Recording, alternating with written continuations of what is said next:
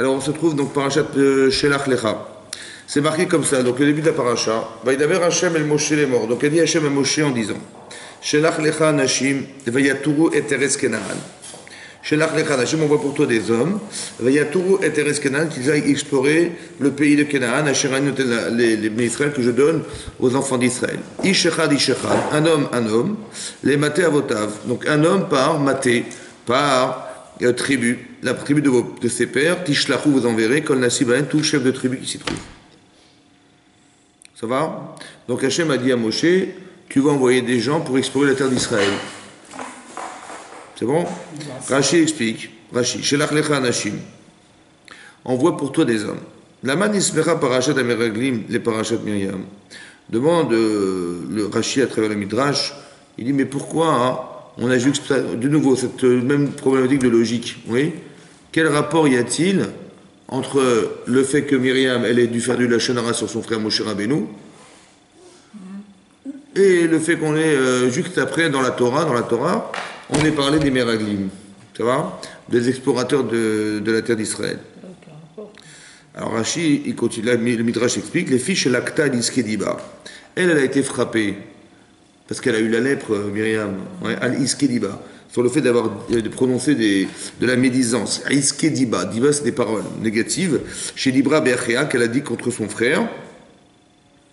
Ve'reshaim alalou. Et ces Reshaim là, il s'agit des explorateurs. Raou velo la Krumoussar. Raou velo la Krumoussar. Ils ont vu, ils n'ont pas tiré d'enseignement. Parce que s'ils avaient tiré d'enseignement, a priori, ils n'auront pas fait la Shonara. Ça va? Premier enseignement qu'on tire de là, c'est quoi? Qu'est-ce que vous comprenez de ça? Voilà, madame, c'est quoi la proximité de la paracha, des parachiotes? Quoi la logique de l'enseignement qu'on en tire? C'est quoi l'enseignement qu'on en tire? C'est que si la Torah, elle a mis en parallèle la paracha de Myriam, qui dit de la Shonara sur son frère, et la paracha des Meraglim, c'est pas pour nous raconter des histoires, c'est pour nous enseigner quelque chose. Que dans la vie, vous savez quoi? On doit pouvoir voir des choses dans sa vie et en tirer quelque chose. Pas de dire, ben oui, c'est comme ça fait partie de la vie, c'est comme ça. Oui, vous avez compris, c'est très important de comprendre que, comme si qu'Hachem, ouais, il s'adressait à nous de façon subtile, en nous proposant des situations de vie, des fois des autres, hein, ça va? Pour que nous-mêmes on puisse en tirer un enseignement et des fois éviter des erreurs, ou bien s'inspirer des autres. Si on ne croit pas en Dieu, on dit, bon, bah, c'était par hasard. C'est arrivé comme ça aurait pu être autrement, ou par quelqu'un d'autre. Ouais. Mais si on croit en Dieu, ça veut dire que tout est un message. C'est-à-dire que tout ce que nous vivons, il y a quelque chose à en tirer. Alors, le problème, en fait, c'est la problématique de la compréhension du message. Parce que qu'est-ce qu'on va comprendre? Des fois, on est parti pris, des fois, ça ne nous intéresse pas de regarder, des fois, on voit, mais bon, on ne comprend pas. C'est comme ici, les Meraglim, ils ont vu, mais ils n'ont rien tiré comme enseignement. Et c'est ça qu'on leur reproche, en fait. Ouais. C'est que s'ils avaient pu au moins se poser la question de savoir, mais qu'est-ce qui lui est arrivé à cette femme? Et pour quelle raison elle a dû être touchée autant qu'elle a été touchée? Ouais. Peut-être qu'on aurait appris des choses. Ça va? C'est-à-dire qu'on est obligé d'avoir cette forme de curiosité, ouais, d'analyse, d'être curieux, d'être curieuse, et de voir, et d'essayer de tirer quelque chose des enseignements. Et ces enseignements, on en tire des leçons, et ces leçons, on les prend à soi, à charge, et on vit avec. Soit tu l'apprends par la Torah, soit tu l'apprends par les événements, l'histoire, tous les petits paramètres qui se passent autour de ta vie. Ici, on leur reproche que Raou, Velo la Krumoussar, ils ont vu, ils n'ont pas tiré d'enseignement. Et la Torah, Rashi définit après du Midrash que la démarche de ne pas tirer du moussar, ça veut dire d'enseignement de ce qu'on vit autour de soi, ouais, il y a une forme de dénigrement il y a une forme de dénigrement de la leçon qu'Hachem il voulait m'envoyer. C'est traduit comme Rishout, c'est rachat ça. C'est marrant que c'est rachat ça, ça veut dire que c'est une manière, comment vous dire, comme si on voulait nous apprendre que puisque tu crois en Dieu, alors crois que tout ce que tu vis a un sens et tout ce que tu vois a un sens. Mais si je dis mais non, où je me dis c'est de sa faute, madame, depuis quand on parle de la Shonara sur Moshe Rabbeinu, et quelque part ce message, je l'occulte complètement de mon existence. Je dis elle mérite voilà, madame, elle a fait ça, elle mérite. Comment on peut oser parler de Moshe Rabbeinu comme ça se fait pas. Si Hachem a proposé ça, elle mérite, madame. Voilà. Quel enseignement? Zéro. C'est-à-dire, voilà, zéro. Qu'est-ce que j'en tire? Je tire. Moi, j'aurais jamais fait ça, ça va? Je ne tire pas d'enseignement. Il faut pouvoir tirer. Il faut comprendre qu'il y a une logique comportementale. Il faut comprendre que derrière, il y a quelque chose que... Moi, j'aurais pu être à sa place, ça va? Et comment j'aurais réagi. Et tout ça, c'est important de le réfléchir, parce que je vais en tirer un enseignement de vie qui va me permettre, moi, de changer ou de véhiculer des messages différents dans ma vie. Ça va? Ok. Maintenant, on va réfléchir ensemble sur le principe. Ça va? Le principe. Est-ce que Myriam, qu'est-ce qu'elle a fait, Myriam? Qu'est-ce qu'elle a essayé de faire, Myriam? C'est quoi le problème du départ? Pourquoi elle a fait du Lachon Hara? Elle a dit à son frère, voilà. c'est pas normal. Parce que dans la Torah, c'est marqué, qu'il y avait 70 prophètes qui ont dû remplacer, qui ont déchargé un peu Moshe Rabbeinu de sa tâche qui était lourde. Ouais, c'est comme ça que c'est marqué dans la Torah. Il dit, bientôt ils vont me lapider tellement il avait du mal à gérer ce peuple. Ouais. À lui tout seul, 3 millions de personnes, c'est énorme. Et donc, il a dit à Hachem, écoute, décharge-moi. Et tout à coup, il y a 70 prophètes qui ont prophétisé dans le camp. Et parmi ces prophètes, il y en avait 2. Eldad ou Medad. Et qu'est-ce qui s'est passé? Donc, ils ont commencé à dire des prophéties. Et, comment vous dire?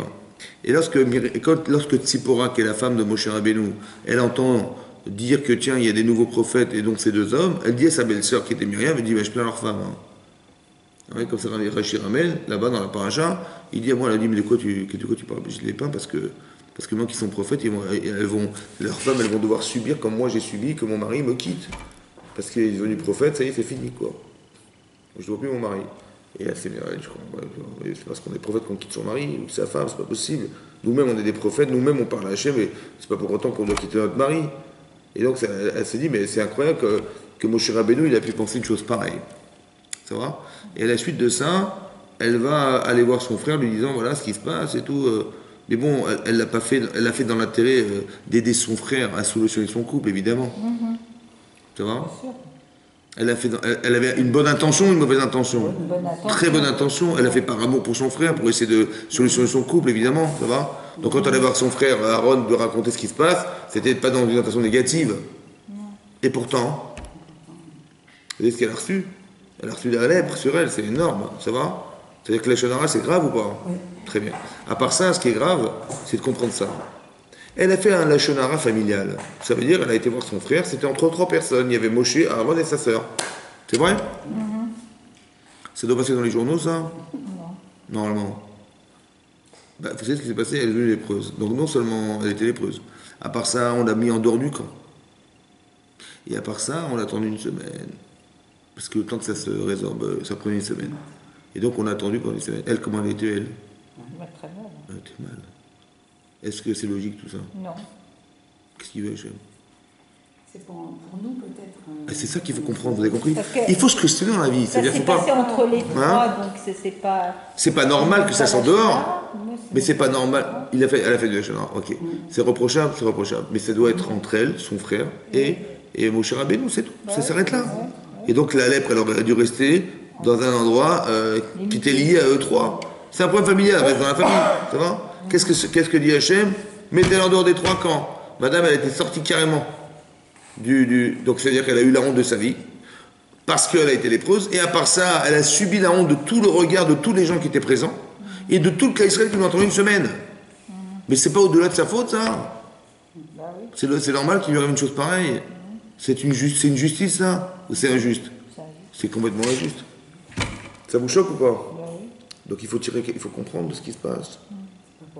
Bah oui, c'est pas pour rien. Donc il faut comprendre ce que ça veut dire. Mais est-ce que Dieu, il est fou? C'est sûr ou pas?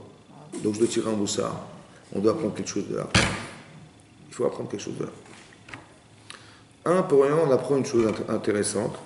C'est que le Lachon Hara, peut-être le Lachon Hara en particulier, mais je pense que toute relation horizontale entre soi et son prochain, quand elle est mal gérée, ça peut être catastrophique. Même si on a des bonnes intentions et même si on a des trucs, en fait, il y a un rapport relationnel à l'autre. C'est comme si vous dites, c'est comme le Rav Chaim Sholoviz, qui était le Rosh Admir, il a dit, quand on a des problèmes relationnels avec les autres, on dit, je lui ai fait mal, je lui ai fait, un dommage quelque part, ou moralement j'ai touché à sa vertu, à son amour propre, ouais. Je lui dis, excuse-moi de t'avoir fait ça. Ouais, excuse-moi d'avoir brûlé la maison, excuse-moi d'avoir... ça va? Maintenant, quand on touche à l'autre, c'est comme si on mettait la main dans le feu. Ça brûle ou pas? Oui. Et ben je dis oui, excusez-moi, j'ai mis ma main dans le feu. Et parce que je m'excuse, je vais brûler ou pas? Non. Ça brûle ou pas? Bah oui. Ben oui, ça n'a rien à voir. Il dit c'est exactement, c'est automatique. Ça veut dire que ce qu'on apprend d'ici, enseignement, c'est que dès l'instant où on touche à l'identité, à la vertu de l'autre, c'est tout de suite, on est touché tout de suite par Hachem. Ça va? C'est très important de comprendre ce principe qu'on tire de là. Ça va? Le Lachon Hara qu'a fait de Myriam, c'est instantané. Deuxième chose, il faut comprendre pourquoi ça sort dehors. Bon. Qu'est-ce que ça veut dire? On ne sait pas ce que ça veut dire. Maintenant, on voit la paracha de cette semaine. On voit que les Meraglim, ils ont été envoyés pour explorer la terre d'Israël. Si ce qu'a fait Myriam avait été compris par les d'Israël, et en général, et en particulier par les explorateurs, est-ce qu'ils auraient fait du Lachon Hara sur la terre d'Israël? Est-ce que grâce à Myriam, on aurait sauvé toute l'Israël? Est-ce qu'on serait rentré en Israël? Est-ce qu'on aurait pu, toute cette génération aurait vécu, elle serait rentrée en Israël ou pas? Ça valait le coup que ça sorte dans la rue ou pas? Ça valait le coup que ça sorte? Ça valait le coup que ça sorte dans les journaux? Pour que tout le monde soit au courant et que tout le monde puisse éviter de dire ou puisse convaincre ceux qui vont dire de ne pas rentrer dans ce jeu-là? Ça vaut le coup ou pas? Puisqu'on va sauver. Vous vous rendez compte que cette femme, à elle toute seule, elle pouvait sauver toute l'Israël? Je ne sais pas si vous vous rendez compte de ça. Ça veut dire une chose claire. C'est que quand arrive quelque chose dans la vie, si c'est pas logique, parce que c'est pas logique qu'elle ait fait du Lachon Hara de façon privée, individuelle, et que ça passe tout de suite dans le public. C'est pas logique. Donc c'est-à-dire que si c'est sorti dans le public, ça va servir au public. Donc au lieu de dire mais qu'est-ce qui m'arrive? Et de dire mais qu'est-ce que ça veut dire? Mais c'est pas normal, j'ai compris du moussard, j'en ai tiré une leçon que de dire qu'Hachem il a fait exprès que ça sorte dehors. Parce que c'est pas contre toi qu'on l'a fait, c'est pour toi qu'on l'a fait. Toi, au départ, tu croyais que c'était honteux ce qui se passe. C'est honteux, c'est une justice qui n'est pas légale. Parce que c'est pas normal que ma faute, elle soit répertoriée comme ça, aussi, avec une tellement grande largesse, et que tout le monde soit au courant alors que j'ai rien fait. J'ai pas dérangé le public, moi, j'ai dérangé mon frère. Et même si je l'ai mal fait, je l'ai fait dans une bonne intention, et quand bien même. Ça va? En vérité, on se rend compte d'un moussard, lequel? C'est qu'Hachem, il va utiliser cette faute pour permettre à cette femme d'avoir le mérite d'avoir sauvé toute l'Israël. Vous avez compris ce que ça veut dire, ça? Ça veut dire que la honte qu'elle a eue, mais n'est rien par rapport au plaisir qu'elle aura de voir que ça fonctionnera et que grâce à elle, il s'est passé un truc pareil. Il n'y a pas d'injustice. Hein? Elle a compris. Je sais pas, ça dépend du cerveau qu'elle a eu. Mais ça veut dire, vous avez compris ce que ça veut dire? Ça veut dire que toi, tu dois tirer du moussard. Ça veut dire que rien n'existe par hasard. Et que tout ce qui avait une forme d'injustice au départ, qui était un gros Yetzirah, évidemment, parce que quand elle voit ça, elle peut se frustrer. Et tout le monde peut la critiquer. Et c'est ce qui va se passer peut-être. Que quand on critique les gens, qu'est-ce que vous voulez qu'on tire comme enseignement? Rien. Plutôt que de dire, bah tiens, Sadeket comme elle est, madame, ben Myriam, Sadeket comme elle est tombée dans ce panneau. Mais si elle est tombée dans ce panneau, peut-être que moi je peux tomber dans le panneau.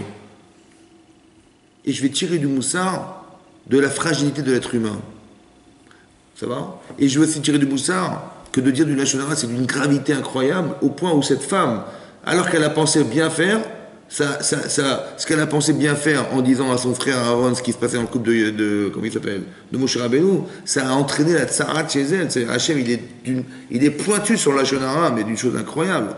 Et ça, il fallait en tirer du moussard aussi. C'est ça que j'apprends. Il y a des choses qui sont peut-être moins graves aux yeux d'Hachem, mais cette chose, elle est quasiment très grave. Puisque même si Myriam, elle a voulu aider son frère en allant dire à Aaron, voilà ce qui se passe, peut-être là, on va essayer de convaincre mon frère, ouais. Même ça, c'était grave aux yeux d'Hachem. Mais je comprends pas pourquoi. Hein? Je comprends pas pourquoi. Parce que vous comprenez pas pourquoi? Non. Qu'est-ce que je peux y faire? C'est comme ça. Quand on fait du Lachon Hara sur les gens, ouais, quand on dit de la médisance, on se moque de qui? À deux. Hein? Deux. On se moque de nous? Non. On se moque de qui? On met une poche sur Hein? on met une poche sur la personne. On se moque de deux choses. Un, de la personne. Parce que vous croyez que la personne, qu'est-ce que c'est qu'un être humain? C'est quand même des chemins, c'est quand même quelque chose qui est... dans l'être humain, il faut être capable de pouvoir distinguer l'animal de l'homme. Ben, c'est l'être humain, donc je dois respecter la personne humaine, ça va? Donc quand je dis du mal de la personne, quelque part je néglige. Mais à part ça, quand je néglige l'être humain, je néglige qui en fait? Mais je néglige celui qui l'a créé. Quand Hachem dit, comment vous avez osé dire parler de Moshe, mon serviteur.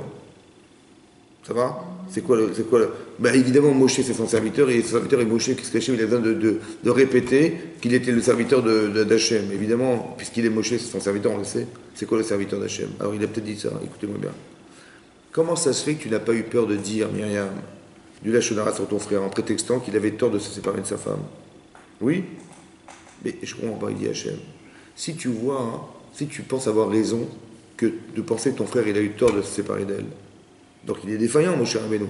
Oui ou non? Mais comment il peut être défaillant et que moi je continue à lui parler? Ça t'a pas choqué ça? Donc ça veut dire que si tu penses que je lui parle, c'est que même moi je suis même pas au courant qu'il est défaillant. Mais comment tu as pu penser une chose pareille? Puisqu'il est mon serviteur.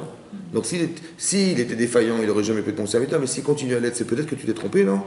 Non? C'est logique ou pas? Donc quand tu te moques de Moshe indirectement, tu te moques d'Hachem en pensant que Dieu s'est gouré. Vous avez compris? C'est ça qui est grave. Mais ça, il faut en tirer du moussard. Oui? Il faut tirer du moussard, ça veut dire que quelque part, il faut faire attention que, ici en particulier, dans la Shona en particulier, mais quelque part, ça veut dire qu'on doit essayer de comprendre et de pouvoir avoir cette forme d'objectivité que d'analyser les éléments en pouvant tirer des leçons de ce qui nous arrive. Autant de ce qui arrive. C'est très important. Ici, c'est pas ce qui leur arrive, c'est ce qui est arrivé à Myriam. Ça ne les touche pas personnellement, mais c'est peut-être plus important parce que c'est plus facile de juger une situation lorsqu'elle touche les autres que lorsqu'elle nous touche nous-mêmes. En vérité, j'ai un problème. Je suis des Meraglim, et j'ai un problème, c'est que je risque de faire de la Shona, j'ai une forme de faiblesse. Qu'est-ce qu'il fait Hachem pour m'aider à me sortir de là? Il me montre Myriam en train de faire de la Shona. Mais ce que je vois, en fait, est un message directement lié à moi. C'est ça qu'Hachem voulait faire. Vous avez compris ce qui se passe? C'est pas par hasard que je l'ai vu. C'est pas par hasard qu'on a été mis au courant. C'est pas par hasard. Ça veut dire essayer dorénavant de comprendre que ce que vous vivez, que ce qui vous arrive, est forcément lié à vous. Ça va? Essayez de tirer le maximum de leçons de ce que vous voyez. Vous lisez l'actualité, vous voyez autour de vous, devant vos familles, etc., autour de vous, il se passe des choses. Essayez d'avoir la critique suffisante pour pouvoir analyser ce qui se passe et de comprendre, essayer de tirer des enseignements de vie de ça. C'est ça la première problématique qui a marqué dans la paracha. Que Raoult, ils ont vu, ils n'ont pas tiré d'enseignement. Ça va? Très important de comprendre ça. Après, qu'est-ce qui se passe? Donc c'est marqué comme ça. Il y a marqué dans la Torah, Shelach lecha anashim. Hachem dit à Moshe Rabbeinu, Shelach lecha anashim. Envoie pour toi des hommes. Rashi explique, Shelach lecha, Vadei Rashi, deuxième ligne de Rashi. Envoie pour toi. Rashi dit, lecha ledartecha. Ledartecha. Selon ton da'at, selon ta compréhension des choses. Hachem, comme il disait, Hachem, comme c'est que Moshe lui demandait, mais qu'est-ce que je dois faire? Il dit, écoute, je te dis rien, fais ton choix. Ledartecha, lecha, fais-le pour toi, envoie pour toi. Envoie pour toi, ça veut dire envoie selon ce que tu penses. Ouais, Rachid dit, lecha, ledartecha, ani metzavelecha. Moi, dit Hachem, je ne te demande pas d'y aller, de l'envoyer. Je ne t'ai pas demandé de l'envoyer. Regarde le bon sens, regarde ce que tu penses. Qu'est-ce que tu penses? Ani lo metzave. Moi, je ne t'ordonne pas de le faire. Il dit, si tu désires, envoie. Quand c'est qu'Hachem, il leur renvoyé sur sa responsabilité de faire un choix personnel. Les dartecha. C'est quoi lecha? C'est quoi lecha? Hein? Les dartecha. Lecha. Rachid traduit lecha, les dartecha. Selon ta façon de voir les choses, ta façon de comprendre. Ça va? Nous, on a vu que lecha, des fois, ça veut dire aussi autre chose. Vous vous rappelez ou pas? Lech lecha. Hein? Hachem a dit à Abraham, lech lecha, pars pour toi. Qu'est-ce qu'il a dit Rashi là-bas? Lecha, pars pour ton intérêt personnel. Lecha, c'est la anatra, dans ton intérêt personnel. Ou tovatra, et pour ton bien personnel. Ça veut dire que, est-ce que c'est bon pour toi d'aller? Est-ce que c'est bien pour toi d'y aller? Essaie de réfléchir à ça. Pars pour toi. Comme c'est qu'on était composé des deux. On avait envie et on avait la conscience du désir et aussi la conscience du bien. Les deux. Maintenant, juge. Ouais, maintenant, voilà ce que tu dois faire. Lech lecha, pas pour toi. Hachem lui donne On a expliqué que lecha, c'est quoi? C'est la composante, parce que le plaisir et le bien, après, ça paraît contradictoire. Parce que l'un est émotionnel, l'autre est intellectuel. Ou l'un est spirituel, on va dire. L'un est émotionnel et qui fait appel au plaisir corporel, ça va? Et l'autre est rationnel et beaucoup plus intellectuel ou beaucoup plus spirituel, qui est le tov, oui. Le bien et le mal, le bon et le mauvais, ça va? il y a une connotation péjorative du bien et du mal, du bon et du bien, qui a pas du bon et du mauvais, qui n'y a pas dans le bien et le mal. Ça va? Le bon et le mauvais, il y a une relation péjorative, émotionnelle, qui n'y a pas dans la rationalité du bien et du mal. Mais Hachem dit choisis.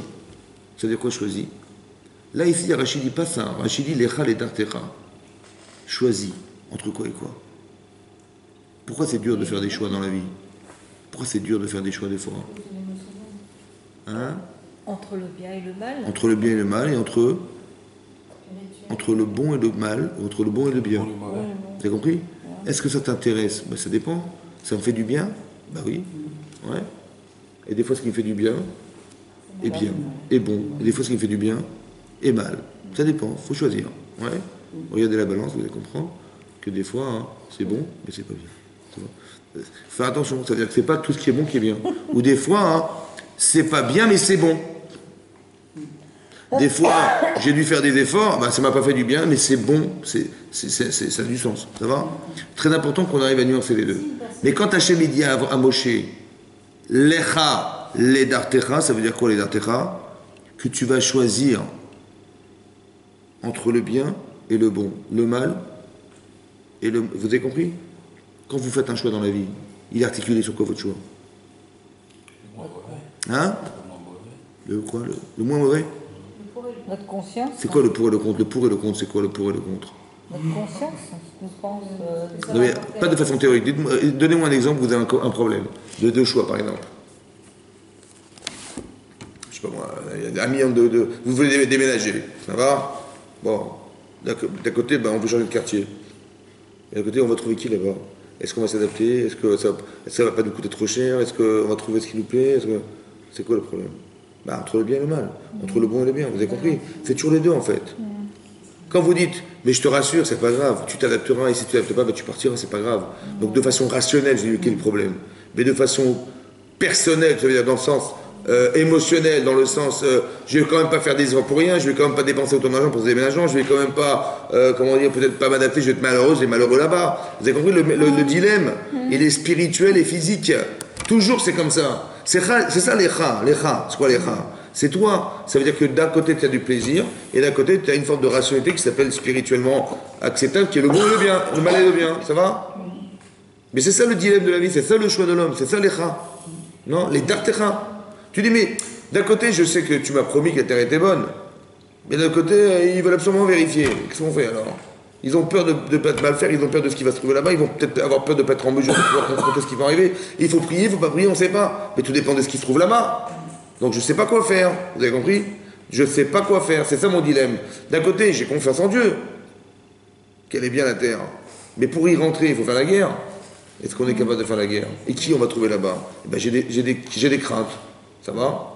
Et j'ai des craintes et donc il faut que je les solutionne. C'est pour ça qu'on m'a envoyé les mères à livre. Mais c'est parce que j'ai peur entre... C'est ça les dartecha. Est-ce que ta peur est légitime? Est-ce que tes anxiétés, elles sont légitimes? Vous avez compris? Mais si Dieu, il le dit, vas-y... Il n'a pas dit vas-y, choisis. Moi, je t'ai pas demandé d'y aller. Je t'ai pas demandé d'envoyer. Choisis dans ta tête. Qu'est-ce que tu penses qu'il est nécessaire de faire? Ça va? C'est une épreuve. Ça veut dire qu'il doit faire un choix entre ce qui est bon et ce qui est bien. Entre ce que je ressens et ce qui est nécessaire de faire. C'est ça qu'on lui demande de faire.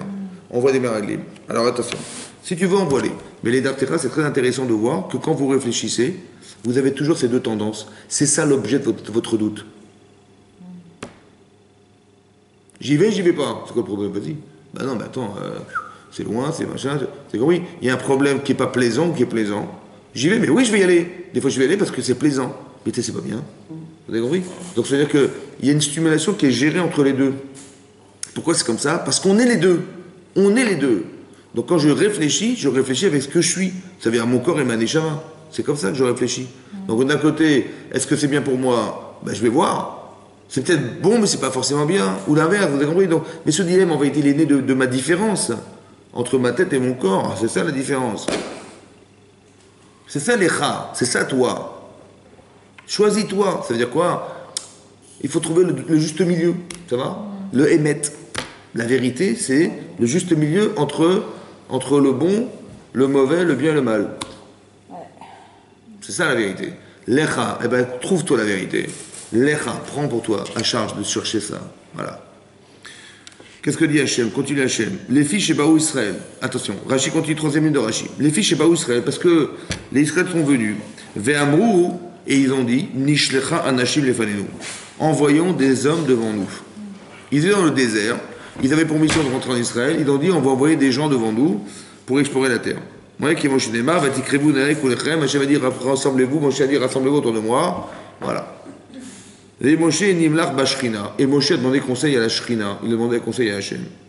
Amar, Ani Amartilem Shiitova. Moi, je leur ai dit qu'elle est bonne. La terre est bonne. Je leur ai dit qu'elle est bonne. Chez les Mar, elle est très Méronim Misraïm. Je vous ferai sortir le Méronim Misraïm de la détresse de Misraïm. Ouais, dit Hachem. Et je vous ai dit qu'elle est bonne. Faites-moi confiance. Ils ont eu confiance? Non. Ils ont dit non, on ne sait jamais. Ça va? Benishlecha Nashim. Elle est où la faute? Ils n'ont pas eu confiance. Elle est bonne la terre. Mais j'ai peur. C'est un rapport? Ah oui, ça veut dire qu'ils n'ont pas confiance. Ils aiment... Elle est bonne la terre. Mais qu'est-ce que ça a à voir avec aller vérifier ce qui s'y trouve? Vous avez compris le problème?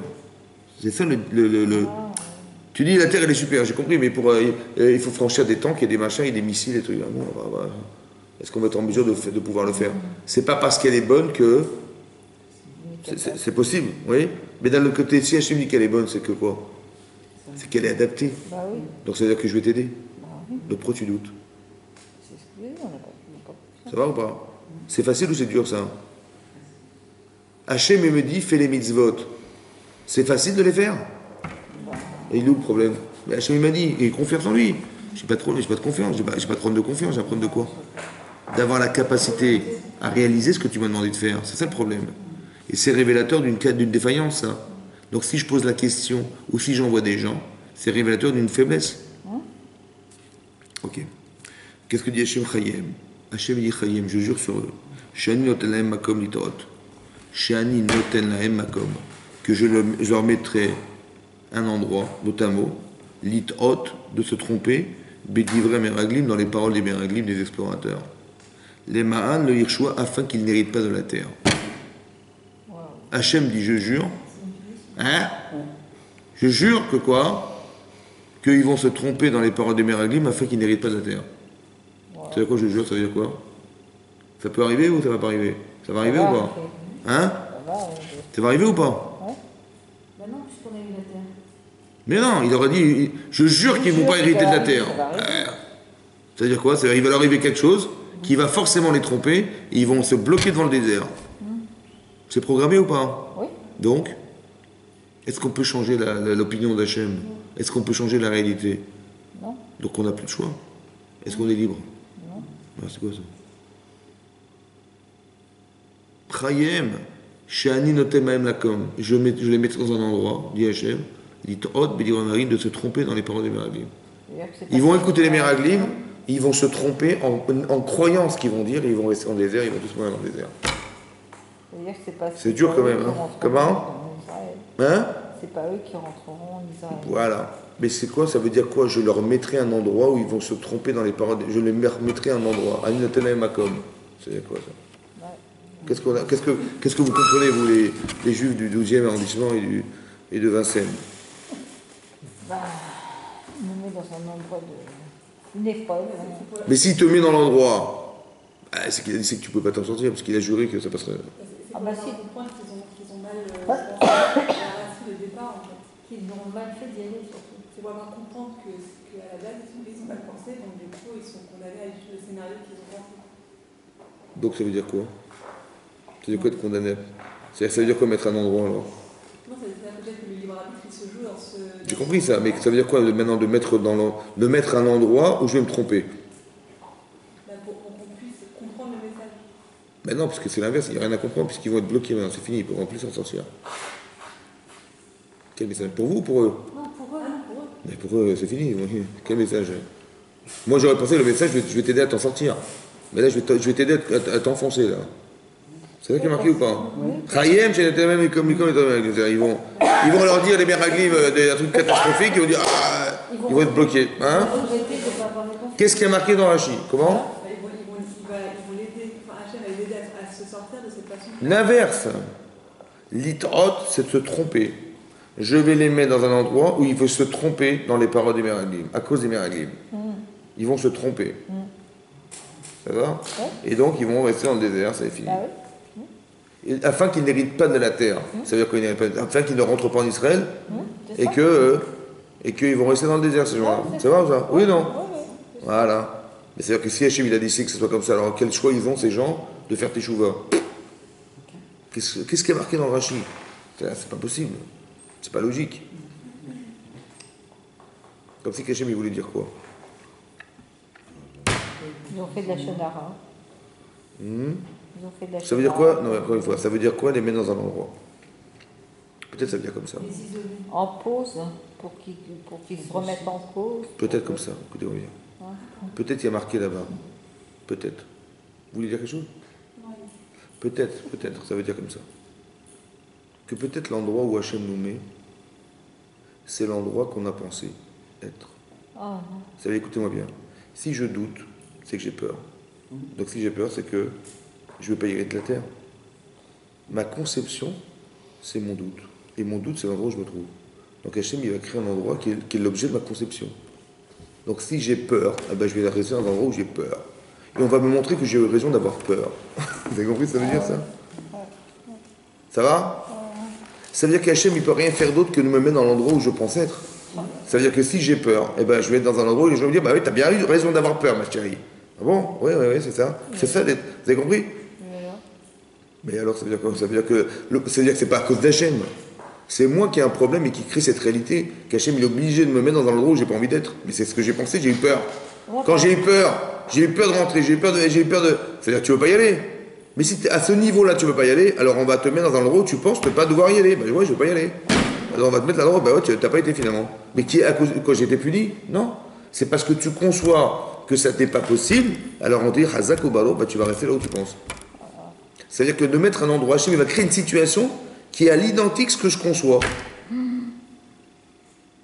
Tu doutes, tu veux pas y aller. C'est ça que tu dis. Tu dis j'ai peur, tu veux pas y aller, donc tu veux pas y aller. bah, tu vas le faire. Eh ben tu veux pas y aller. Parce que tu veux pas y aller. Donc on va te faire en sorte que tu n'iras pas. Je vais te mettre dans un endroit, vous avez compris? C'est comme si que ma réalité était fonction de ma conception. Et comme je doute de la réalité, eh ben ma réalité elle va être douteuse. Donc je vais pas pouvoir y aller. Puisqu'au départ j'y crois pas. Ça va? C'est incroyable. Vous avez compris ce que ça veut dire? Et l'inverse est vrai. Moi je parle à ce niveau-là, ça veut dire que si vous allez au-delà d'une forme de conception, parce que la nature, c'est de ne pas douter. Ça va? C'est quoi la Emunat Hashem? C'est ça qu'il faut comprendre. Ils ont manqué d'Emunat, ces gens-là. Oui, non. Mais c'est quoi la Emunat? Qu'est-ce qu'il faut... Avec tout ce qu'ils ont vu, ça va pas marcher. Qu'est-ce qu'il faut faire alors? Avec tout ce qu'ils ont vu, ça suffit pas. Alors qu'est-ce qu'il faut faire? Eux, ils n'ont pas réussi à nous comment faire. Vous avez compris? Donc c'est quoi la Emunat? Il est où le problème de la Emunat? Il est où le problème? Il se situe où le problème où je doute encore? Ouais, je doute encore. Et qu'est-ce qu'il faut faire pour ne plus douter? C'est ça le problème. Ils ont dit, bon, on ne sait pas, on va vérifier quand même, on va envoyer des Meraglim libres. Je sais pas, oui, mais il t'a dit qu'elle était bonne. Quand tu hésites, ouais. Est-ce que c'est un problème intellectuel? Non, Ouais. c'est un problème. Pourquoi on hésite dans la vie?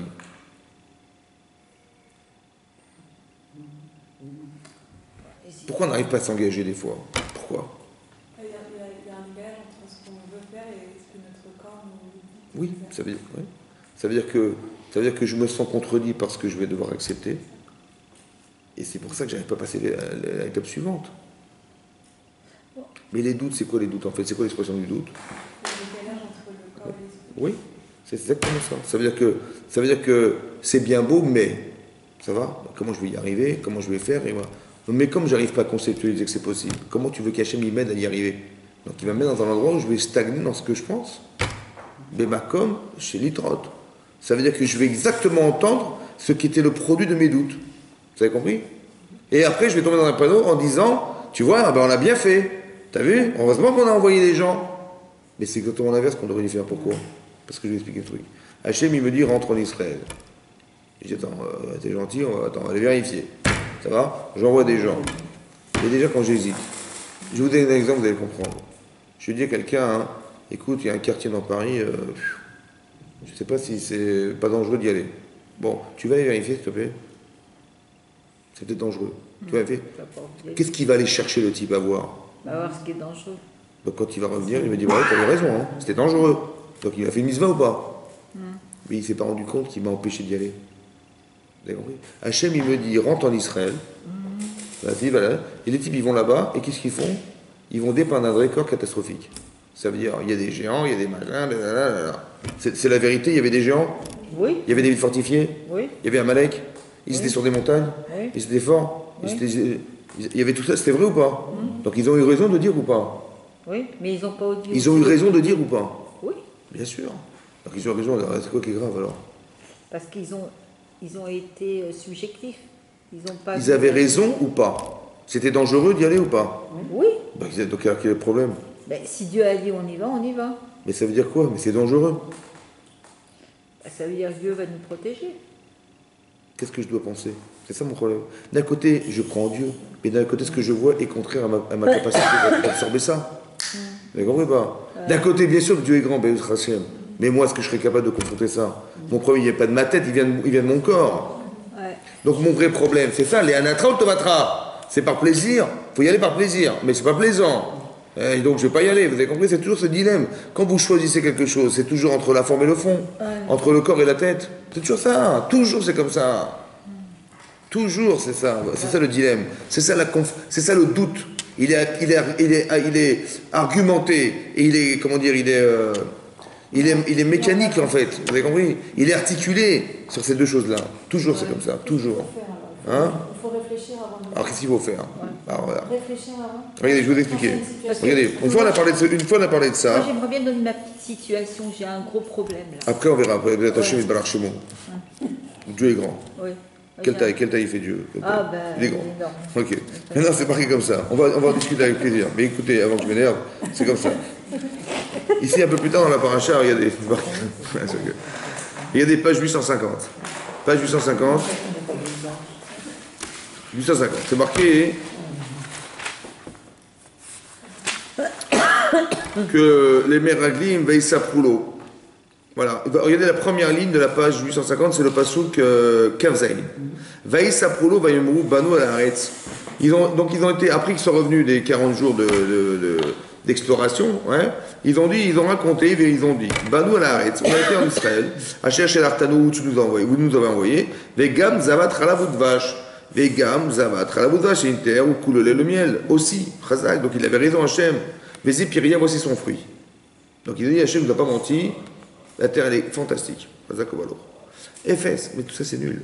C'est zéro. Ephes, c'est zéro. Qui Azaham, car il est puissant le peuple, Ayeshev Haaretz, qui est installé en Israël. Veharim Betsorot, et les villes sont fortifiées, elles sont énormément fortifiées de l'autre méthode. Vegam il est des Hanak, les enfants nés des géants. À Inoucham, on a vu là-bas. Oui. Amalek Yoshev Haaretz, Vereskel Negev. Et Amalek, le peuple à qui on a fait la guerre, il est installé dans le pays du Negev. Ve'achidi, Ve'evoussi, Ve'emori, voilà tous ces rois-là, Yoshev Haaretz, ils sont sur des montagnes. Il va monter là-haut, va monter, va. D'accord. Ve'akani Yoshev Alayam, il est au bord de la mer, Valaya d'Arden. Donc qu'est-ce qu'ils ont dit? Ils ont dit voilà, on va vous dépeindre ce qu'on a vu là-bas. Comment vous vous sentez? Mal. Très bien. Vayaras Kalev. Kalev, il les a tués. Et Taram. Moshe Vayamer allez, nous allons monter. Vayarashnu Otaï, nous allons l'hériter. Qui achol nuchala, car nous pourrons. Donc ils ont répondu, vous inquiétez pas, on va y arriver. Ça va, vous êtes convaincus ou pas maintenant? Hein? Kalev, il vous a dit, ne vous inquiétez de rien, on va y arriver. Vous êtes convaincus, ça va? Ça vous a soulagé? Ah oui. Ça va, ça vous soulage, vous? On va y arriver, vous inquiétez pas, on va y arriver. Quand je vous réponds, on va y arriver, je réponds à quoi? À votre cerveau ou à votre corps? Je solutionne vos doutes, ça va, vous avez confiance? À notre cerveau. Quand je dis vous inquiétez pas, on va y arriver. À notre cerveau. À qui je parle? À votre cerveau? Ouais. Mais c'est qui a peur? Le corps. Donc si j'ai répondu à quelque chose? Non. Très alors. Ve'anashim. Ve'anashim. Asher alunimo, amru lo nuchal alot et ha'am. Nous ne pourrons pas faire monter ce peuple en Israël, qui chazaku mimenu, parce qu'il est plus fort que nous. C'est-à-dire qu'ils ont dit on ne pourra pas y arriver. Ça va? Eux ils ont dit vous inquiétez pas, on va y arriver. Eux ils ont dit on n'y arrivera jamais. En fait, c'était une génération qui était trop habituée à ne pas y arriver. Ils étaient trop, pendant 210 ans, dans pas y arriver à faire le corps, du coup, ils ont changé de génération pour qu'ils puissent rentrer en Israël. Alors pourquoi Hachem ne leur a pas proposé de rentrer? Pour se dépasser. Ben, s'ils ne pouvaient pas y aller, il dit ah ben je vais pas les faire rentrer, ils vont pas y hériter. Ils devaient hériter ou pas, Oui. l'État d'Israël? Oui. Donc c'est-à-dire que Hachem il savait calculer ça, il savait que c'était possible. Très bien. C'est moi c'est compliqué quand même. Quand on a peur, c'est vrai qu'on installe le doute s'installe. Quand on a peur, la première réaction, j'ai peur d'y aller, j'y vais pas. C'est comme Très la bien. mer, c'est comme. Très bien. Donc c'est un peu naturel. Donc c'est quoi la faute? Elle est où? Elle est répertoriée où la faute? Et qu'est-ce qu'il faut faire pour solutionner cette peur? Ils ont fauté ou pas? Très bien. Ils ont fait peur au ministre Israël? Mais c'est ça. Mais ils ont eu raison ou pas? Non. Mais pourquoi ils n'ont pas eu raison? C'est quoi? Il faut comprendre ce qui est marqué dans le... On n'aurait jamais dû les envoyer, mais c'est ça le. Mais ça veut dire quoi on n'aurait jamais dû? Ça veut dire que vous êtes forte, vous êtes assez forte pour pouvoir confronter ça.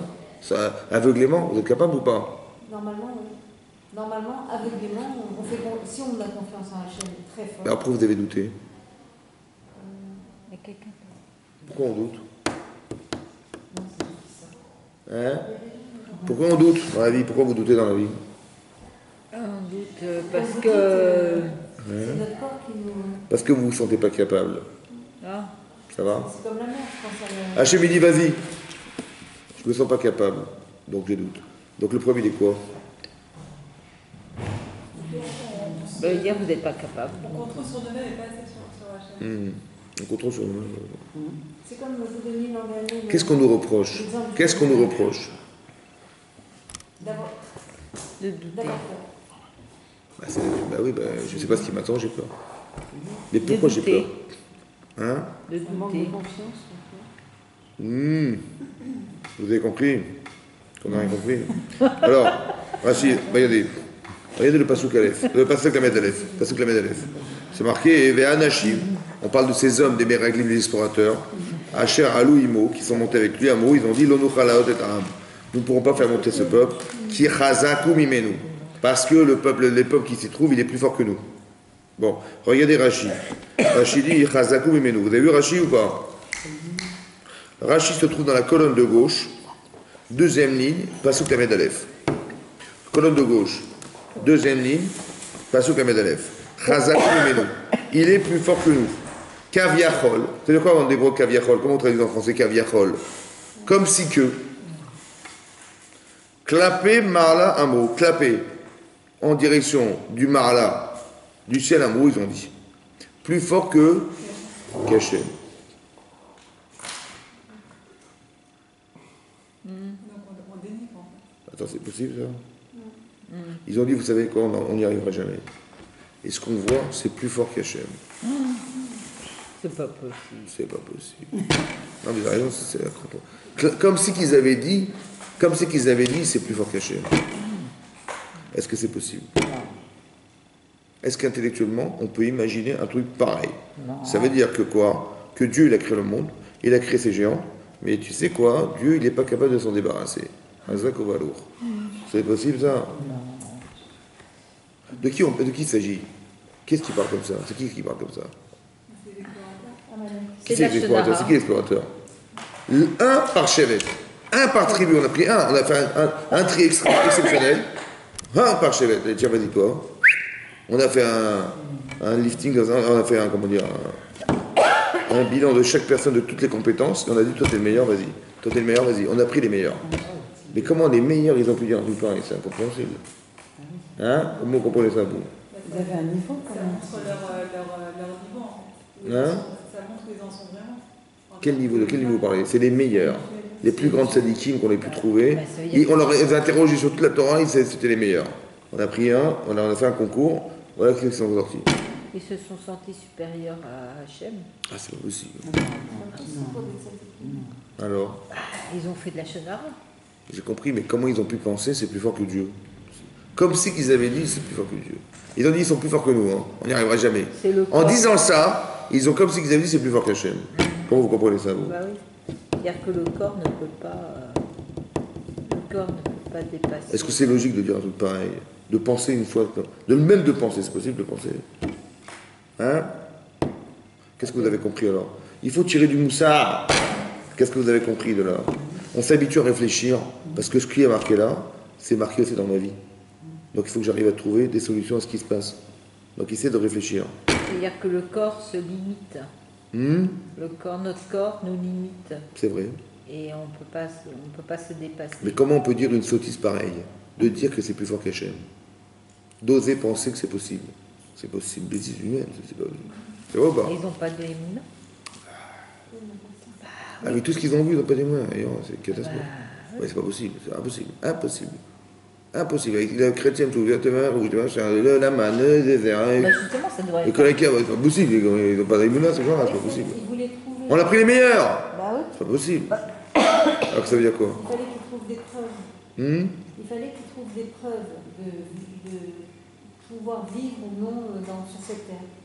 Peut-être qu'à force de se convaincre des difficultés, à force de se convaincre des difficultés, Oui. bah, Hachem les a poussés à avoir des difficultés. Oui, mais comment on peut dire que c'est. Comment c'est que c'est plus fort que Dieu? C'est pas possible. D'accord? Alors j'ai pensé comme ça. Comme ça. Si je vous dis, vous savez quoi? On n'y arrivera pas. Quand j'ai peur dans la vie, Hachem me dit fais ça. J'ai dit non, j'y arriverai pas. Ou je dis vas-y, va rentrer en Israël et va conquérir la terre d'Israël. J'ai dit attendez, on a été vérifié, mais vous savez ce qu'il y a là-bas? Il y a des géants, il y a des vaches, ils ont dans des villes fortifiées, il y a un Malek, vous vous rappelez d'un Malek, c'était pas facile, hein? Et ben il est là-bas, je suis bon, etc., etc. Donc je cumule du stress. Et j'ai tellement été convaincant que les Bnei Israël, ils ont pleuré, c'était Tisha B'Av. C'est ça qui est passé là-bas. Cette nuit-là, c'est la nuit de Tisha B'Av.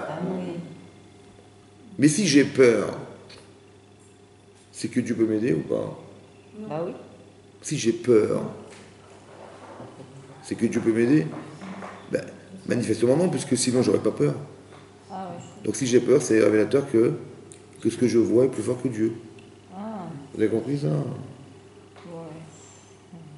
Tiens, Viachol, c'est comme ça qu'ils avaient dit. Ça veut dire que si j'ai peur, c'est que j'ai pas réussi à avoir cette confiance qui fait que on va y arriver. Mais est-ce que cette problématique, elle est intellectuelle, ce que je vous raconte? Non. Mais ma question au départ, je dis, mais comment ils ont pu penser ça? C'est honteux. C'est vrai ou pas? Est-ce qu'un enfant de 10 ans, il dirait une bêtise pareille? Non. Non. Parce qu'on lui dit, tu sais, Dieu, il est partout. Il est dans le ciel, il est en haut, il est en bas, à droite, il est partout, tu vois? Donc s'il est partout et il est tout, c'est ça qu'il peut se... Intellectuellement, ma question, elle est vraie intellectuellement. Mais est-ce qu'elle est vraie émotionnellement? C'est là que vous avez compris. On est débordé par nos émotions. Ça veut dire que la personne, elle peut dire un truc qui est une vérité absolue, mais qui n'est qu'un révélateur de comme si que j'avais pas réussi à convaincre ce qui m'empêchait d'y aller. D'accord. Donc qu'est-ce qui me manque? Il me manque le charisme.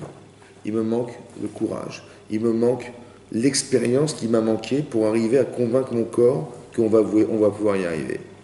Par exemple, dans votre vie professionnelle, quand la première fois vous êtes rentré en entreprise, ça va, vous étiez tout feu tout flamme, sûr de vous? Non. En vérité, qu'est-ce qui vous manquait? Mais vous avez fait des études, vous avez des diplômes, quel est le problème? Vous avez peur. Quand vous avez passé des heures de conduite. Vous avez passé des heures de conduite. D'accord? Vous avez passé des fois même 50 heures de conduite. Vous savez conduire ou pas? Ben, vous passez devant l'examinateur, toute tremblante. Mais j'ai pas compris, mais tu as 50 heures derrière toi quand même. Ouais. Pourquoi j'ai peur? Non, c'est vrai. Vous avez compris? Il y a deux façons de cultiver sa vie. Soit de dire, bon, on sait jamais, comme souvent les femmes, on sait jamais, ça va ou pas? Une fois sur 1 million, mais ça va nous arriver. C'est comme ça, c'est... Bah, c'est exactement ce que j'ai eu aujourd'hui. Sinon... Et c'était un cauchemar. J'ai compris. Non, Attendez. Non, mais parce que donnez-moi votre conseil, parce que c'était... J'avais un petit peu de hantise. Je suis tombée dans une agence où ils sont tous musulmans. Non, mais Il y en a après le cours, parce que après le cours. Et je veux savoir, il faut avoir du charisme. Oui. On est juif. Oui, c'est vrai, vous avez raison. Après, on en discutera avec grand plaisir. Mais juste que vous compreniez que pendant les cours, on évite. Que juste comme ça. Vous avez compris, ce qui me fait peur, c'est ce que je n'ai pas solutionné. Alors, je vous explique. Par exemple, dans l'expérience professionnelle, je vais y aller 1 fois, 2 fois, 3 fois, 4 fois, 10 fois, 1000 fois. Je vais m'entraîner et je vais voir que finalement, je vais éliminer mes doutes. Mais ça passe par une expérience. Ça passe par se convaincre qu'on est capable. Mais ce problème, il n'est pas intellectuel. Ce que vous ressentez, en fait, la peur, elle ne vient pas de votre cerveau. Elle vient de votre incapacité à pouvoir vous confronter à une situation. Maintenant, vous allez faire une fois, 2 fois, 3 fois. C'est comme, je sais pas moi, sauter d'un plongeoir, sauter en parachute, monter sur, faire de l'alpinisme. Au début, tiens, j'ai essayé de monter 10 mètres. Au parc Astérix, j'ai monté 10 mètres, je suis content. Voilà. Et après, j'ai monté 100 mètres, j'ai monté 1000 mètres, j'ai mis mon premier drapeau à 2500 mètres, j'ai réussi à monter là-haut. Et ben tiens, ça m'a donné envie de monter encore plus haut et plus haut. Mais d'où au début, je t'ai demandé de monter 10 mètres, tu me dis, je sais pas si je vais aller. Maintenant, tu me dis, je vais monter sur l'Everest. Mais qu'est-ce qui s'est passé? Ben, à force d'agir, ça crée de l'assurance. Ça va? Mais il n'y a que dans l'action, ouais, soit c'est comme ça, soit c'est intellectuel. Ça veut dire que mon cerveau, il est saturé de satisfaction, saturé d'être rassuré de ce que je sais. Mais je suis rassuré de ce que je fais. Et donc à ce moment-là, je peux dire à mon corps, écoute, mais t'inquiète pas, ça va y arriver. Et j'ai les arguments pour lui faire croire et lui faire comprendre. Comme si il y avait un discours à avoir qui était un discours corporel, comme si je me parlais à moi-même et j'étais convaincu que j'y arriverais. Ça va? Le problème que j'ai eu, vous savez, c'est quoi? C'est que j'ai été raconté au Israël des vérités, mais qui est exactement l'inverse de ce que j'aurais dû dire. J'aurais dû dire, vous savez, c'est dur. J'ai vu des géants, des machins comme ça, mais vous inquiétez pas, on va voir la grandeur d'Hachem à ce moment-là. C'est ça que j'aurais dû dire. Et qu'est-ce que j'ai dit? J'ai dit l'inverse. J'ai dit sans me rendre compte, j'ai fait du Lachon Hara sur Hachem. Vous avez compris ce que ça veut dire, ça? C'est vraiment me rendre compte, Hachem m'a dit allez-y, et moi j'ai dit bon, on sait jamais, j'étais vérifié, mais en disant ce que j'ai dit au Bnei Israël, j'ai dit exactement l'inverse de ce qu'Hachem espérait de moi. Et moi je pensais que j'ai fait une mitzvah. J'ai dit, mais heureusement que vous m'avez envoyé. Parce que si on avait été, on aurait été massacrés. Alors, on a bien fait. Chazak Ouvalo, Kolakavod. Super. Kolakavod. Et je me suis même pas rendu compte. Je pensais que j'avais fait une mitzvah. Je fais une avéra. Comme qui? Comme Eh bien, comme Myriam. Vous avez compris? Si j'avais tiré ce moussard, elle a pensé faire une mitzvah, elle. Et elle a fait une avéra. Vous avez compris que des fois, on est porté à penser des choses, mais la subtilité de la nuance. Mais moi, j'étais sûr que j'allais faire une mitzvah, moi. Mais si j'avais vu qu'on peut faire des avérotes en pensant faire des mitzvot, j'aurais tiré ce moussard de Myriam. Plutôt que de dire, mais tu te rends compte quelle honte, comment elle a osé parler de Moshe Rabbeinu, c'est honteux. Et je l'ai jeté, je dis, bah tiens, bah mérite. Qu'est-ce que tu tires en moussard? 0. Au lieu de dire, puis tu te rends compte que cette sadéquette, pour son frère, ce qu'elle a essayé de faire, et Hachem il l'a puni pour ça. Tu veux bien faire, et des fois tu fais l'inverse de ce que tu pensais bien faire. Tu as vu, c'est vrai comment il est subtil. Une fois on a dit pire que ça, écoutez-moi bien. La subtilité des nuances. Myriam, une fois, dans sa vie, elle a fait une mitzvah extraordinaire. Alors que son père, il s'était séparé de sa femme. Qui c'est qui les a réconciliés? Myriam. Et après qu'ils se soient remariés, qu'est-ce qui s'est passé? De cette nouvelle union est né Moshe Rabbeinu. C'est qui Moshe Rabbeinu? C'est l'homme qui va donner la possibilité au Klal Israël de recevoir la Torah. Grâce à qui? Myriam. Elle a fait une mitzvah ou pas? Oui. Elle a réconcilié le couple de son père. Et elle a fait naître Moshe Rabbeinu. Quand elle voit Moshe Rabbeinu monter sur mon Sinaï, elle dit c'est grâce à moi. C'est vrai ou pas? Bah oui. Elle est fière de ça ou pas? Et bien vous savez ce qu'elle peut penser. Mais Hachem il m'a donné l'occasion de faire une mitzvah et de permettre à Moshe de naître. Mais maintenant, je vais faire Hachem m'a proposé une autre mitzvah, c'est de réconcilier mon propre frère. Comme j'ai réconcilié mon père, je vais faire. Hachem m'a donné cette mission. Comme il m'a donné cette mission un jour de réconcilier mon père et que grâce à ça et grâce à Dieu, il est né Moshe Rabbeinu, mais évidemment qu'il m'a donné cette possibilité de solutionner mon frère. Donc qu'est-ce que je vais faire? Je vais dire directement à Ron, écoute, on y va, vas-y, regarde ce qu'il a fait avec ma soeur et tout, avec sa femme. Ça va? Vous avez compris que le Yetzer Hara, il peut des fois exploiter, attention, votre satisfaction personnelle d'avoir réussi quelque chose pour vous tromper là-dedans et vous faire croire que c'est identique. Et par assurance et par plaisir d'avoir fait quelque chose, il va vous... Vous avez compris la subtilité du Yetzer Hara? Il va exploiter une réussite personnelle pour m'enfoncer avec et me faire croire que c'est pareil. Parce que je vous explique un truc. Quand vous avez du plaisir un jour à réussir quelque chose, vous avez surtout envie d'une chose, c'est que ça se reproduise. Mais est-ce que je vais imaginer que ce que je vais vivre est le contraire de ce que je devais faire? J'ai pas envie, moi. J'ai pas envie de croire que c'est pas bien. Parce que si c'est pas bien, je pourrais pas faire ma mitzvah. Mais comme je suis une tzadékette, j'ai très envie de le faire. Donc j'ai pas envie de penser que c'est différent. Quand Hachem leur dit, Hachem, il dit, mais comment vous n'avez pas eu peur de dire? Hein? Mais est-ce que toi tu es l'égal de ton frère? Non. Évidemment que non. Donc au moins tu aurais pu te dire, selon cette différence, peut-être qu'Hachem il lui a dit de ne pas y aller. Si vous étiez identique égal, je dis, bon, bah, la même manière que toi, Hachem, il t'a pas demandé de te quitter ton mari, bah, c'est normal qu'il va pas demander à Moshe de quitter sa femme, évidemment. Si c'était, vous étiez l'égal l'un de l'autre. Mais est-ce que ton frère, il est l'égal de toi? Non. Mais cette différence, elle aurait dû te faire peur et dire peut-être c'est différent. Mais elle aurait pu ça pour Vous avez compris, attendez, vous avez compris ça? Madoua lo yiritem les daber. Pourquoi vous n'avez pas eu peur de dire? Ça veut dire que j'aurais eu du peur de croire que peut-être l'Israël va m'exploiter cette situation contre moi. Ça veut dire que on doit être capable de pouvoir avoir une satisfaction d'une mitzvah, mais avoir le recul de se dire à ce niveau-là, attention, peut-être c'est pas pareil. Attention, de ne pas être prisonnière ou prisonnier du plaisir qu'on a eu de faire une mitzvah. Vous avez compris ça? Si on avait été capable de ça, et qu'on avait pu l'analyser nous en tant que mère Aglim, on aurait dit attention, il y a des subtilités, fais gaffe. Toi, tu crois faire une mitzvah en sauvant toute l'Israël parce que tu vas leur dire ce qui se passe là-bas, peut-être que tu risques d'entrer dans un piège et qu'en vérité, c'est exactement l'inverse qu'on attendait de toi, c'est de dire, c'est vrai que c'est dangereux, mais vous inquiétez pas, vous allez voir ce que je vais faire pour nous. Et ça, on n'a pas été capable de le faire. Parce que on a peut-être eu des intérêts personnels. Comme elle avait un intérêt personnel, Myriam, de s'occuper de son frangin et de dire, voilà, je vais lui sauver son couple et d'aller voir son frère Aaron sans s'imaginer que c'était grave. Vous avez compris? Parce que la satisfaction est porteur de dynamisme. Alors que là, ça aurait été l'inverse. Exactement pareil. On nous a envoyés pour vérifier ce qui se passe. Et bien, heureusement qu'on y a été parce que c'était pas comme on espérait. On croyait que tout était ouvert. Et attendez, avec Amalek, avec les géants, on va se retrouver devant des géants. Qu'est-ce que vous allez faire? Vous avez compris le problème? C'est ça de tirer du moussard. Ça veut dire que j'apprends des leçons de ça. Et ça me construit ma vie pour me dire que ça va me servir un jour. C'est pour ça qu'on me l'a montré maintenant. Pourquoi Myriam elle a fait de la Shonara et que ça a été su de tous? Parce qu'un jour ça va nous servir.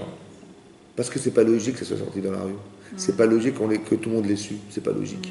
Ça ne correspond en rien à ce qu'elle a fait elle. Je vois pas pourquoi Hachem lui aurait fait un truc pareil. C'est pas juste. Vous avez compris? Donc c'est pas juste, c'est que c'est juste autre part. Juste pour nous expliquer. Essaie d'apprendre de là quelque chose. Parce que ce qu'elle a eu elle, ça aurait pu t'arriver à toi aussi. Et ça risque même de t'arriver si tu n'es pas capable de tirer l'enseignement. Parce que quand tu vas le vivre un jour, tu sauras quoi faire grâce à elle. Dis merci. Raoult, voilà comment ça. Hein? Excusez-moi, dans les deux cas, elle a voulu réconcilier. Elle a réconcilié son père et sa mère. Et là, elle a voulu réconcilier son frère et sa belle-sœur. Elle a voulu. Voilà. Elle a mal fait. Comme elle a fait, elle a été racontée à Aaron. Mais non, on va voir directement chez Rabbeinu. Voilà. Et si elle a dit directement... je ne sais pas ce qu'il aurait dit. En tout cas, il aurait fait comprendre que c'est... bon, peut-être qu'il aurait dit, écoute, c'est Hachem qui m'a demandé de le faire. Alors que là, peut-être qu'elle a imaginé que c'est lui qui l'avait inventé. D'accord. Ah, oui. Monsieur, il est marmire, machin, sa femme, elle est en péril derrière. T'as compris? Peut-être qu'elle a tout ça. Parce que si c'était un ordre d'Hachem, nous aussi, il nous aurait dit de le faire. Quitte ton mari, quitte ta femme. Il ne m'a pas demandé, donc c'est lui qui l'a inventé. Ça va? Vous avez compris le problème? Et donc, quelque part, plutôt que de supposer des choses, ayez le courage d'aller voir et d'aller s'interroger sur la réalité des choses et pas faire des supputations sur des événements, des machins en croyant que c'est comme ça alors que ça n'a rien à voir. C'est pareil, vous avez compris, c'est pareil. Il faut faire attention parce que le Yetzer Hara, il va nous rouler sur ce qu'on ne sait pas. Il va nous faire croire des choses parce que mon imagination débordante va faire que je vais remplir des cases vides. Alors qu'en vérité, j'en sais rien. T'es sûr ou pas? Bah oui, qu'est-ce que tu veux que ce soit d'autre? Mais non, t'es pas sûr. Va d'abord, va voir, va interroger, va inspecter, va vérifier. Vous avez compris? Ça veut dire qu'il faut pouvoir tirer un enseignement parce que ce que je vais comprendre maintenant va sûrement servir demain. C'est pas par hasard que je l'ai vu. C'est pas par hasard que je l'ai su. Et ça, je vais tirer une leçon de ça. D'avoir l'humilité de me dire que si c'est arrivé, c'est que ça a un sens. Et de tirer l'enseignement et de vivre avec. Parce que demain, voilà. C'est plus facile quand ça se passe chez les autres. Quand ça se passe chez nous, on a du mal à accepter et à se reprocher d'être ou alors à accepter ce qui nous arrive. Mais quand ça arrive chez les autres, c'est plus facile. Raoult Velola Kromoussar. C'est ça le problème. Et ça, c'est une génération entière qui a disparu à cause de problèmes de... Et c'est ça qu'on doit tirer comme leçon, nous. Que quand il arrive quelque chose, essayez d'en tirer un enseignement. Quelle leçon je tire de là? Et cette leçon, soit je la prends dans ma vie, soit je la prends dans le texte. C'est vous que je le disais. Soit vous la prenez par la Torah, soit vous allez vivre parce qu'il y a une expérience personnelle. Après, c'est que quand c'est personnel, c'est moins riche que dans la Torah, évidemment. Parce que vous ne pouvez pas tout vivre. Mais là, vous pouvez tout comprendre. La différence, elle est là. Donc après, effectivement, si ça m'est arrivé, Hachem, il m'a téléphoné comme ça. Ouais. C'est comme ça qu'il faut comprendre. Dorénavant, vous allez comprendre que tout ce qui vous arrive, ça a été pensé. Donc Hachem, il ne m'a pas téléphoné directement parce que je n'ai pas ce mérite. Mais il m'a téléphoné indirectement en faisant vivre des événements. À moi d'avoir l'intelligence, l'émotion et la compréhension de voir ce qui se passe. Ça va? Et d'en tirer l'enseignement. Comme par exemple, une question que je vous pose est claire. Question claire. Quand on était devant la mer Rouge et qu'on voyait les Égyptiens arriver, on a eu 2 réactions marquées dans la Torah. Il y en a eu 4 en fait, mais il y en a eu 2 marquées dans la Torah. La première, ils ont dit, mais ils ont été voir Moshe Rabbeinu en lui disant, mais où tu nous as amenés là? Eh oh, tu vois pas les Égyptiens qui arrivent là? Et le désert et la mer? On va tous mourir aussi. Ah, parce qu'il manquait des cercueils en Égypte alors tu nous as fait mourir dans le désert. Hein? Ils se sont plaints. Et des autres ont dit, ils ont crié vers Hachem. Et la mer s'est ouverte. Qui c'est qui avait raison? Ceux qui ont crié à Hachem. Qu'est-ce que tu apprends comme... Qu'est-ce que tu tires comme leçon d'ici? Qu'est-ce qu'on tire comme leçon? Ben, on tire comme leçon. Est-ce qu'on peut réfléchir? Est-ce qu'on peut réfléchir dans la panique d'entendre des Égyptiens arriver derrière soi? Vous avez le temps de réfléchir? Non. Donc ça fait appel à quoi? À la construction que vous avez faite par instinct. Vous allez réagir par instinct de ce que vous avez construit. Si vous êtes construite, vous allez prier. Et si vous n'êtes pas construite, vous allez vous plaindre. Ça va? Clair ou pas? Ok. Ils ont eu le réflexe de prier parce que, qu'est-ce que vous voulez qu'on fasse? Physiquement, tu vas nager? Tu vas nager? Non. Tu vas te battre? Tu vas dans le désert? Physiquement, il y a une solution? Non. Donc quand il n'y en a pas, qu'est-ce qu'on fait? Bon. On se tourne vers Hachem en lui disant, c'est toi la solution. C'est ça le pshat ou pas? C'est ça le boussard? Non, la raison. Ouais. Maintenant, est-ce que vous pouvez rentrer en Israël? Après que les Meraglim nous aient dit, vous savez, il y a un Malek, il y a les villes fortifiées, il y a les montagnes, les machins, qu'est-ce que vous voulez faire? Vous avez des gens en face de vous, vous voulez faire quoi? Avec votre épée, là, vous allez faire quoi? Vous avez des géants, vous allez faire quoi? Est-ce qu'il y a une solution physique? Donc quand il n'y a pas de solution physique, qu'est-ce qu'on fait? Et on a prié là? Non. Comment ça se fait? Comment ça se fait qu'on était capable de prier devant la mer Rouge et on était incapable de prier devant la...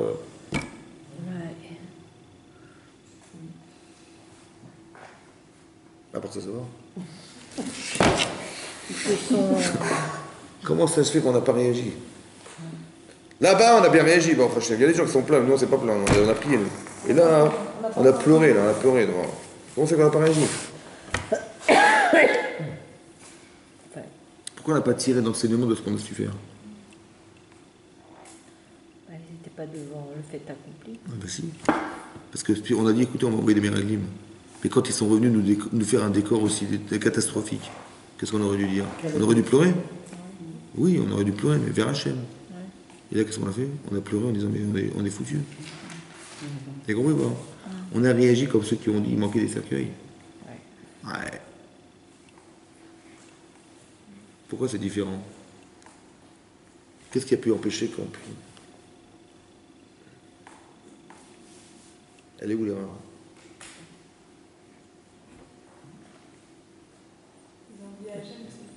Hein? Elle est où l'erreur? Pourquoi là-bas j'ai prié comme un fou et ça m'a fou et là je ne peux pas prier là? Ils n'ont pas affronté. Ils ne voulaient pas vraiment rentrer en Israël. Bah, ils n'auraient pas pleuré. Ils auraient dû rentrer pas. Et s'ils ne rentraient pas, ils allaient où? Je sais pas. Ils seraient dans le désert. En attendant. Ouais. Peut-être la différence, elle est comme ça. C'est quoi la différence entre la mer Rouge et rentrer en Israël? La différence, elle est comme ça. Des fois, il y a des choses dans nos vies que l'on subit. Ouais, c'est ça. Ça va? J'arrive, voilà, je sors d'Égypte, on était parti pour aller en Israël, et tout à coup, on passe devant la mer. Et là, on est bloqué pendant 3 jours. On est bloqué. Et qu'est-ce que j'entends arriver? Les Égyptiens qui arrivent. Oh! Mais cette situation, je l'ai subie. Je l'ai demandé, moi? On m'a demandé de la vivre? Non, je l'ai subie. Quand je subis les choses, je dis, ben moi, j'y peux rien, je fais appel à Hachem.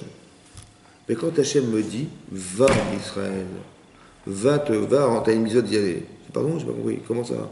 Attends, tu me demandes d'y aller, mais attends, j'ai la part d'un ça, des machins, moi je suis pas israélienne, moi je suis pas hébreu, moi je parle pas l'hébreu, moi je sais pas. Vous avez compris? La mentalité, on est des Français, on n'est pas des Israéliens. Donc j'ai peur d'y aller ou pas? Ok. Donc j'envoie des miracles. Ça va? Et ils reviennent et disent, tu sais, laisse tomber, hein, il stresse pas pour toi. Et je pleure, mais Dieu m'a dit, mais comment je vais faire? Et Dieu m'a dit d'y aller, comment je vais faire? Vous savez, c'est mon erreur. Mon erreur, c'est que j'ai cru que comme Hachem il m'a demandé de le faire, c'est moi qui dois tout faire. C'est pour ça que je pleure. Mais comment je vais faire? Je ne vais jamais y arriver. On ne t'a pas demandé de tout faire. On t'a demandé d'avoir la volonté d'exercer quelque chose. Mais d'avoir la volonté de faire, c'est pas tout faire. Donc tu aurais dû aussi prier pour qu'Hachem il t'aide à réaliser ce que tu dois faire. Alors que moi j'ai cru que comme c'est moi, mais c'est que moi.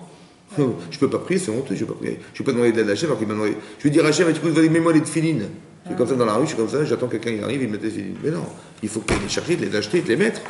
Mais moi, c'est ce que j'ai cru, je devais mettre les tefilines, je devais rentrer en Israël moi-même. Mais j'ai compris, mais si tu vois que le décor, il n'est pas adapté à mettre des tefilines, il n'est pas adapté à rentrer en Israël parce que tu es incapable de te battre là-dedans. Hachem, il n'a pas fait exprès. Il a fait exprès ou pas? Comme par hasard, les géants, ils sont en Israël. Ils ne sont pas ni en Syrie, ni en Irak, ni en Iran, ils sont juste là, quoi. C'est bizarre quand même, non? Tu n'es pas en train de te dire peut-être que Hachem, il a fait exprès pour que justement je lui demande de l'aide. Peut-être, non? C'est ça qu'il a manqué. On n'aurait pas dû prier de peur de mourir, on aurait dû prier parce qu'on aurait dû pleurer parce qu'on a besoin d'aide. C'est ça qu'on aurait dû faire. Et cette émouna-là, on aurait fait appel à lui, et là, on serait rentré, et lui, c'est lui qui aurait fait la guerre, c'est pas nous. On est incapable nous-mêmes physiquement de se battre. On est des fourmis. On va se battre contre des gens, c'est impossible. Vous avez bien compris qu'Hachem, il a réfléchi avant quand même. Donc c'est-à-dire que moi, je dois avoir cette cohérence de me dire, quand je ne peux pas faire malgré tout, alors que j'ai envie de faire une mitzvah, je fais appel à lui pour la réaliser cette mitzvah, parce que même là, je verrai la grandeur d'Hachem. Et si on avait atteint ce niveau-là, on serait rentré, peut-être le Mashiach serait arrivé. Vous avez compris ce qui se passe? Ça veut dire que des fois, la réalité, elle est contraire à notre capacité, mais ma puissance de conviction doit être assez forte pour me dire, j'ai compris qu'Hachem est aussi derrière tout ça, et que c'est lui qui va intervenir, je ne peux pas intervenir. Parce que cette situation est impossible physiquement de la solutionner. Impossible de solutionner physiquement. C'est impossible. Donc même dans un cadre de mitzvot, on doit faire appel à lui.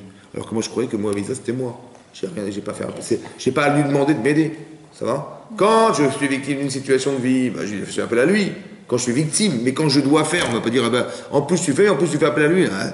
Donc j'ai pas de réflexe de prier. Et de le moussard qu'on en tire, c'est de dire que malgré tout, il faut demander de l'aide. C'est parce que tu as des mitzvot à faire que tu ne demandes pas. Tu dis, tu as une mitzvah d'éduquer tes enfants? Oui, non. Mais bon, alors, donc qu'est-ce que tu dois faire? Il faut que tu t'arrêtes de travailler. Et c'est comme ça. Il faut que tu ailles à l'école. Parce qu'ils fréquentent qui à l'école? Et comment ça se passe avec les profs? Et moi, mais si tu n'es pas assis à côté, tu ne pourras jamais savoir. Donc tu vas t'arrêter de travailler, c'est comme ça. C'était une mitzvah. T'occuper des enfants. Où je dis, écoute, moi je fais ce que je dois faire.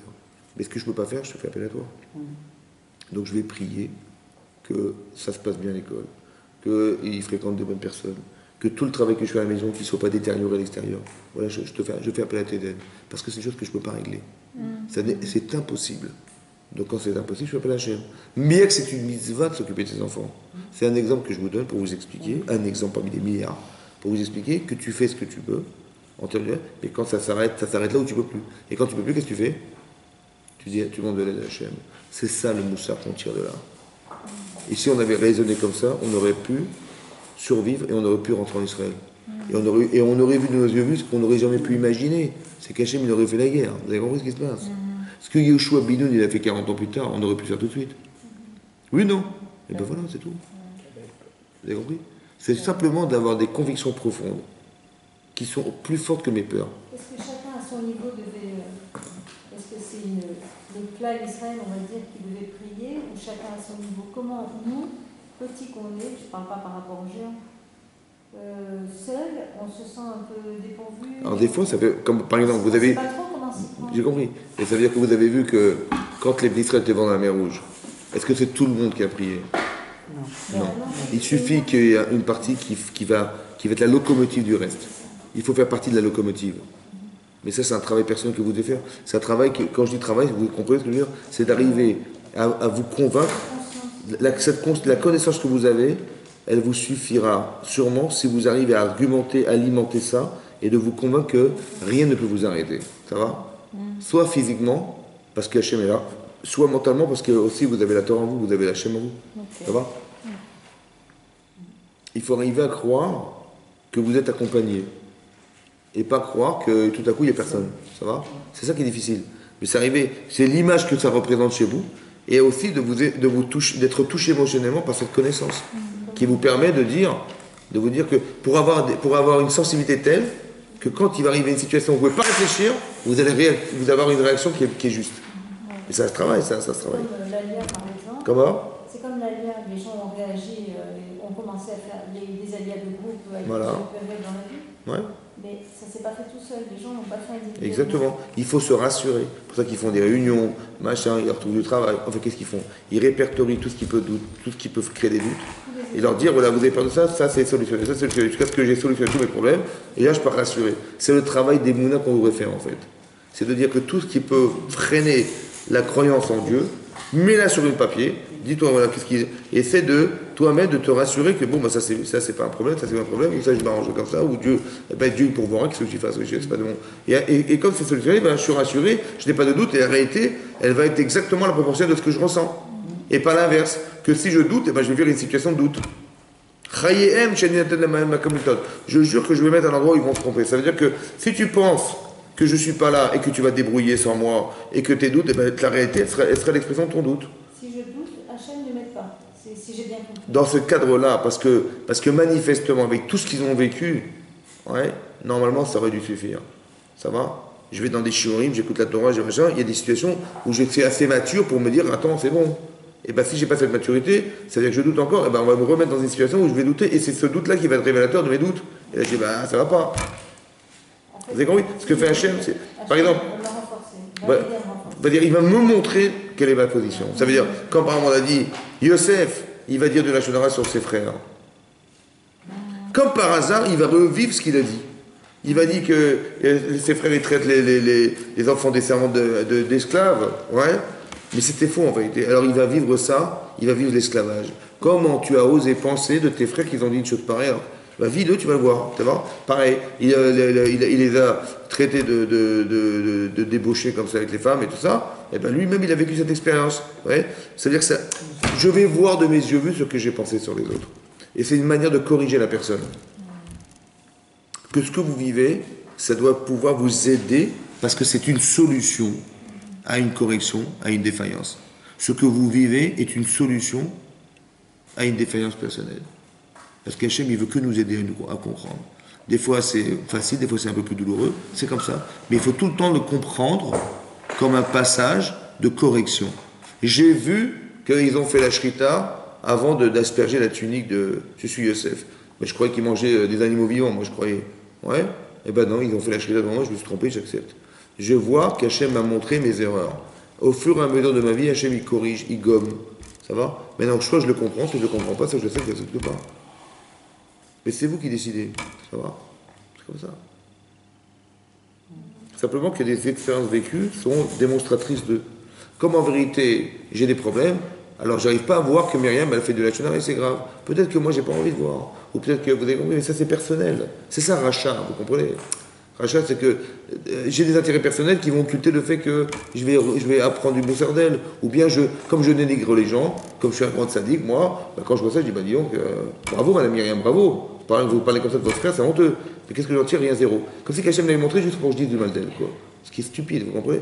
Mais c'est comme ça, malheureusement, c'est comme ça. Plutôt que de dire, mais qu'est-ce qui a pu lui prendre cette femme, la pauvre, cette déquête comme elle est? Comment elle a pu dire? Et là, je vais commencer à analyser, je vais voir, tiens, oula, c'était pas si simple, hein.